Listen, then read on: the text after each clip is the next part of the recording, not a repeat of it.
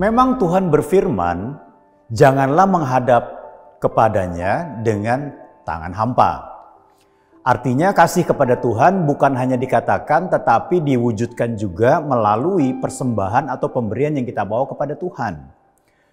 Tetapi ada hal yang lebih sekedar pemberian dalam pandangan Tuhan sangat penting dan selayaknya ada di dalam kehidupan setiap orang percaya ketika menghadap Tuhan.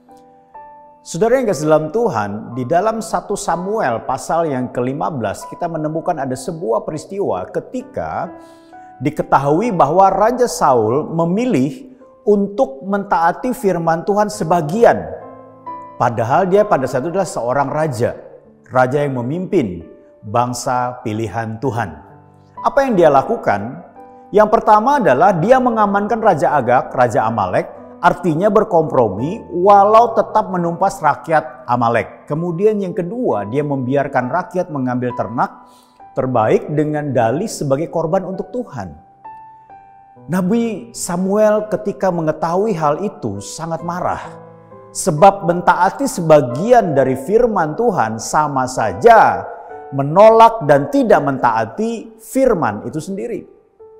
Nah saudara yang kasih dalam Tuhan, kalau kita baca dalam 1 Samuel pasal 15 ayat 22 dikatakan demikian. Tetapi jawab Samuel, apakah Tuhan itu berkenan kepada korban bakaran dan korban sembelihan sama seperti kepada mendengarkan suara Tuhan?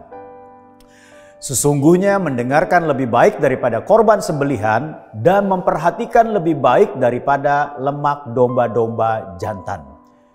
Kalau kita bisa melihat di sini, di satu sisi Tuhan menghendaki umatnya datang menghadap dia dengan membawa persembahan, tetapi di sisi lain ada dua hal penting yang lebih dari sekedar pemberian itu sendiri. Yang pertama adalah mendengarkan suara Tuhan.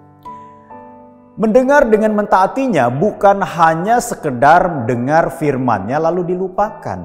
Karena ketika umatnya mendekat, Tuhan berbicara, suara Tuhan itu dia kehendaki supaya kita mendengar dan juga melakukan firman itu. Karena ketika kita melakukannya, sebenarnya keuntungan hal yang baik itu untuk diri kita, bukan untuk Tuhan. Melakukan apa yang difirmankan sebagai respon terbaik dari mendengar apa yang Tuhan katakan. Yang kedua adalah memperhatikan suara Tuhan. Kata memperhatikan ini berbicara tentang memperhatikan dengan teliti sehingga mengetahui maksud Tuhan kenapa dia berfirman demikian.